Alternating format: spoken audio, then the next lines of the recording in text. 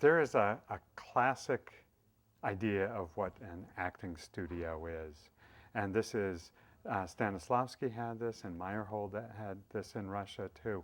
And it is not only a place where actors are trained, but it is also a center for, if you will, experimentation and research.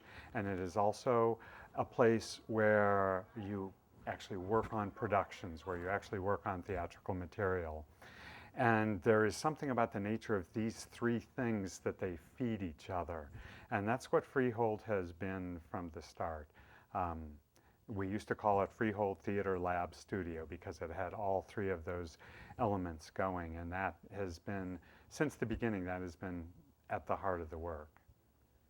Something that I've heard from a lot of the people who have taken classes who come from, you know, very full lives, and they've got very good jobs, and they're working at Microsoft or they're working at Boeing, and they come in and they say, you know, there's something missing in their lives, you know.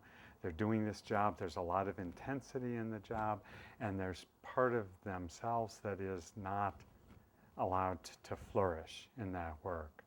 And there's something about the nature of acting, I think, and I think it's because you're not working on something outside of yourself. It is yourself that is the vehicle. You know, it's your life in some ways and your feelings. And there's something about the acting work that encourages you not just to be alive, but to be more alive than we allow ourselves to be in everyday life.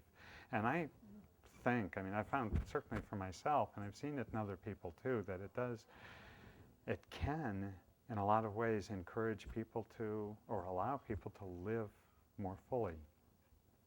A lot of the people, most of the people are probably not going to become actors, but I've seen it even in the founders that the work might not take you into acting, but there's something about the work that will take you to the next stage of your life. And I've seen people come in and they take lots of acting classes, and maybe they even work on productions, and at a certain point they go off into writing, or they go off into gardening, you know, and it can be anywhere.